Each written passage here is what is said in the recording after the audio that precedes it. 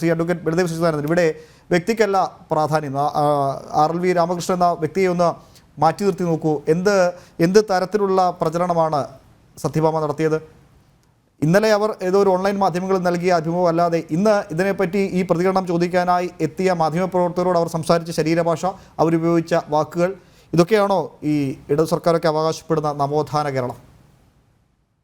അപ്പാർത്തഡ്, അതായത് വർണ്ണവിവേചനം വർഷങ്ങൾക്ക് മുമ്പ് തന്നെ നമ്മുടെ ലോകരാജ്യങ്ങൾ തന്നെ നിരോധിച്ചു എന്നാണ്. മതജ്ഞാനം, മതശില്പം, നസാവിദ്യ, നസകല, നസവയോഗ, നദത്കർമ്മ, നാട്യോസ്മിൻ അന്നദൃശ്യത. ഇത് ഭരതമുനിയുടെ നാട്യശാസ്ത്രത്തിൽ ഉത്തമ ലക്ഷണത്തെക്കുറിച്ച് അടിവരയിട്ട് പറയും. ഈ നാട്യശാസ്ത്രം എന്ന് പറയുന്നത് വെറും നൃത്തം മാത്രമല്ല, ജ്ഞാനം, ശില്പം, കല, യോഗം, കർമ്മം, അങ്ങനെ വേണ്ട എല്ലാവിധ കലാരൂപങ്ങളും ചേർന്ന് വരുന്നതാണ് നാട്യശാസ്ത്രത്തിൽ ഭരതമുനി പറഞ്ഞിരിക്കുന്നത്. പരമശിവന്റെ ആശംസകളോടെ ബ്രഹ്മാവിന്റെ ഉപദേശപ്രകാരം ഭരതമുനി സ്ഥാപിച്ചതാണ് നാട്യശാസ്ത്രം. ഇവിടെ നമ്മൾ മനസ്സിലാക്കേണ്ട ഒരു കാര്യം, ഇതിനകത്ത് 36 അധ്യായങ്ങൾ ഞാനും ഒന്ന് കുറച്ച് വായിച്ചിട്ടുണ്ട്, ബാക്കി എന്ന് പറയുന്നു. കാര്യം അഭിമുഖം ഞാനും കണ്ടായിരുന്നു. അവര് അതിനകത്ത് എടുത്തു പറയുന്നു, മോഹിനിയാട്ടം പുരുഷന്മാർ നടത്താൻ പാടില്ല, അതിന് സൗന്ദര്യം വേണം എന്ന് പറഞ്ഞിരുന്നു. അപ്പോഴാണ് ഈ അധ്യായമൊക്കെ സെർച്ച് ചെയ്തത്. അപ്പോൾ എവിടെയാണ് ഭരതമുനി സൗന്ദര്യത്തെ കുറിച്ച് പറഞ്ഞിരിക്കുന്നത്? സൗന്ദര്യമുള്ളവർ മാത്രമേ ഇത് നടത്താൻ പാടൂ എന്ന് ഭരതമുനി എന്ന് പറഞ്ഞിട്ടില്ല, നാട്യശാസ്ത്രത്തിൽ പറഞ്ഞിട്ടില്ല.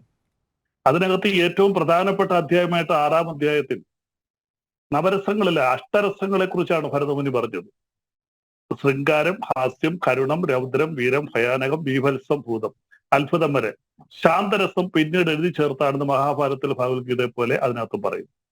അപ്പൊ അങ്ങനെ വരുമ്പോഴാണ് നവരസമാകുന്നത്. ഈ രസങ്ങളിലെല്ലാം അതിന്റെ ഓരോ ഭാവങ്ങളെ കുറിച്ച് പറയുമ്പോൾ നൃത്തം അവതരിപ്പിക്കുമ്പോൾ ലാസ്യം മാത്രമല്ല, അതിനോടൊപ്പം താണ്ഡവം കൂടി വേണം.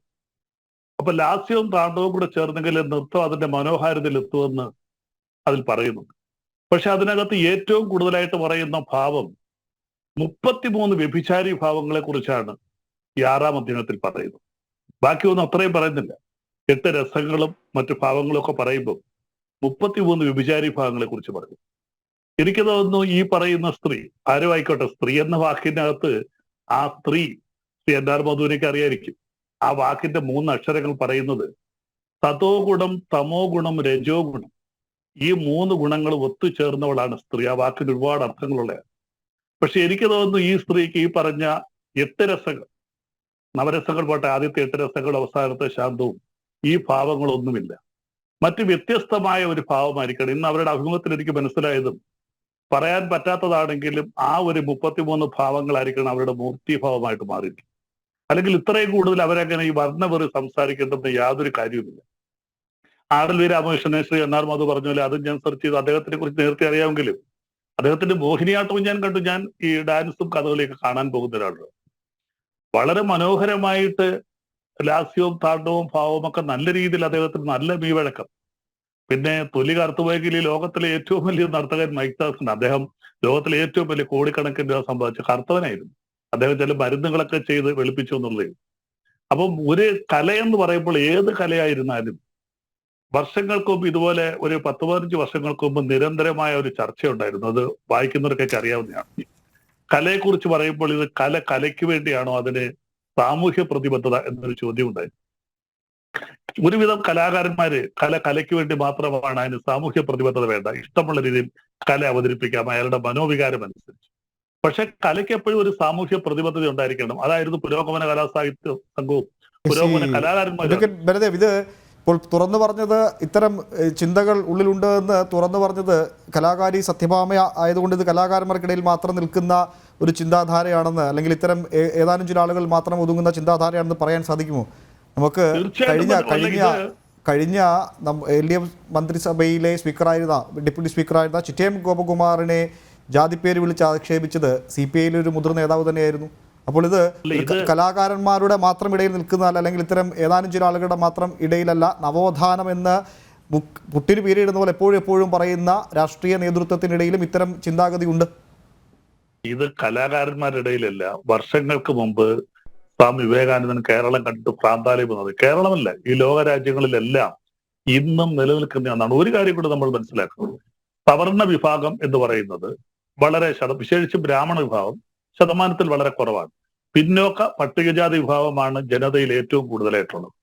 അവരെ എന്നും ജാതിയുടെയോ നിറത്തിന്റെയോ മതത്തിന്റെയോ പേരിൽ അടിച്ചമർത്തിക്കൊണ്ട് ഒരു വിഭാഗം മുന്നോട്ട് പോകുന്നുണ്ട്. അത് ഇന്നും ഇന്നലെ തുടങ്ങിയതല്ല, ഇപ്പോഴും നടന്നുകൊണ്ടേയിരിക്കുന്നു. അത് അവസാനിപ്പിക്കാൻ ഇതുവരെ പലർക്കും വാചകങ്ങളിൽ മാത്രമേ കഴിഞ്ഞിട്ടുള്ളൂ, പ്രവൃത്തിയിലൂടെ കഴിഞ്ഞിട്ടില്ല. ഒരു മേഖലയിൽ മാത്രമല്ല. ഈ അടുത്ത സമയത്ത് നമുക്കറിയാം, ഒരു വിദ്യാർത്ഥിയുടെ മരണവുമായി ബന്ധപ്പെട്ട് അദ്ദേഹത്തിന്റെ രക്ഷാകർത്താക്കൾ പറഞ്ഞു അദ്ദേഹം പിന്നോക്ക സമുദായക്കാരനാണ്, പട്ടികജാതിയല്ല, പിന്നോക്ക സമുദായത്തിൽപ്പെട്ട ഒരു വിദ്യാർത്ഥിയാണ്. അവിടെയും ഈ സംഭവങ്ങൾ ഉണ്ടായി എന്ന് പറയുന്നു. അപ്പോൾ ഇത് നമ്മുടെ കലാലയങ്ങളിൽ, വിദ്യാഭ്യാസ മേഖലകളിൽ, എന്തിന് തൊഴിൽ സ്ഥലങ്ങളിൽ ഒരു ഉദ്യോഗസ്ഥൻ ഒരു ഓഫീസിൽ വന്നാൽ ആദ്യം തിരക്കുന്നത് അയാളുടെ ജാതി എന്താണ്, അയാളുടെ സാമൂഹ്യ പശ്ചാത്തലം, ജീവിത പശ്ചാത്തലം അല്ല തിരക്കുന്നത്, അയാളുടെ ജാതിയാണ് തിരക്കുന്നത്. ആ ജാതിയിൽ കൂടുതലാണെങ്കിൽ പലരും പറയും എന്റെ ബന്ധുവാണ്, എന്റെ ബന്ധുവാണ്. ഇത് ഞങ്ങളൊക്കെ കോടതിയിലൊക്കെ അനുഭവപ്പെടുന്നതാണ്. ഒരു മജിസ്ട്രേറ്റ് വന്നാല്, അല്ലെങ്കിൽ ഒരു മുനിസിപ്പൽ വന്നാലും പ്രോസിക്യൂട്ടർ വരുമ്പോഴേ ആദ്യം തിരക്കുന്ന അവരുടെ ജാതിയാണ്. അപ്പോൾ ഇത് നമുക്ക് ഇതുവരെ ഇത് തുടച്ചു മാറ്റാൻ കഴിഞ്ഞിട്ടില്ല. സമൂഹത്തിൽ ഒരു വലിയൊരു പാരസൈറ്റ് ആണ് പടർന്നു കയറുന്നത്. ഇത് നമുക്ക് പരിപൂർണമായിട്ട് തുടച്ചു മാറ്റേണ്ടതാണ്. ഇതിനകത്ത് ഒരു കാരണവശാലും രാഷ്ട്രീയം ഒന്നും കാണേണ്ട കാര്യമില്ല. ഞാൻ ആ സ്ത്രീയുടെ അഭിമുഖം പല ചാനലുകളുടെയും കണ്ടു. എന്ത് അഹങ്കാരത്തോടു കൂടിയാണ് അവർ സംസാരിക്കുന്നത്. അവരോട് എനിക്ക് ചോദിക്കാനുള്ള, അവരെ നൃത്തം പഠിപ്പിക്കുന്നു എന്ന് പറയും. ഈ നാട്യശാസ്ത്രത്തിൽ തന്നെ നാട്യഗൃഹം എങ്ങനെ പണിയണമെന്ന് 2-ാം അധ്യായത്തിൽ പറയുന്നുണ്ട്.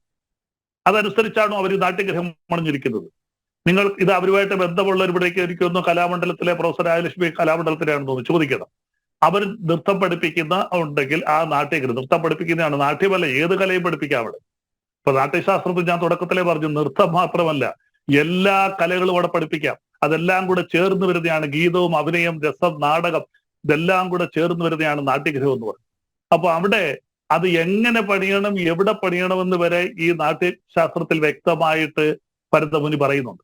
അപ്പോൾ എന്തിന് കർട്ടന് പിന്നിലെങ്ങനെയായിരിക്കണം, കർട്ടന് മുന്നിലെങ്ങനെയായിരിക്കണം, ഈ ഓരോ കാര്യങ്ങളും വളരെ വളരെ വ്യക്തമായിട്ട് ഈ 36 അധ്യായങ്ങളിലൂടെ പറയുന്നു. എനിക്ക് തോന്നുന്നു ഇവർക്ക് ഡിപ്ലോമ കിട്ടിയത് ഒരക്ഷരവും പഠിക്കാതെ എന്താണ് നാട്യശാസ്ത്രം, എന്താണ് ഭരതമുനി, എന്താണ് നാട്യശാസ്ത്രത്തിൽ പറഞ്ഞിരിക്കുന്ന അഷ്ടരസങ്ങൾ, അല്ലെങ്കിൽ നമുക്ക് 9 എന്ന് പറഞ്ഞാൽ 9 രസങ്ങൾ, ഈ ഭാവങ്ങൾ ഒന്നും പഠിക്കാതെ ഒരു പ്രത്യേക ഭാവം മാത്രം പഠിച്ചുകൊണ്ട്, അത് ആ വാക്യാൻ ഇതൊരു പൊതുവേദി ആയതുകൊണ്ട് ഞാൻ ആ വാക്ക് ഉപയോഗിക്കുന്നില്ല, അവരെ അങ്ങനെ വേണം ഉപയോഗിക്കാൻ. പക്ഷേ എന്റെ ഒരു സംസ്കാരം അവരുടെ നിലവാരത്തിലേക്ക് മാറ്റാൻ കഴിയുന്നില്ല. അവരുടെ പ്രവൃത്തി, അവരുടെ ആ ചർച്ച കണ്ടപ്പോൾ ഉപയോഗിക്കേണ്ട വാക്ക് അതാണ്.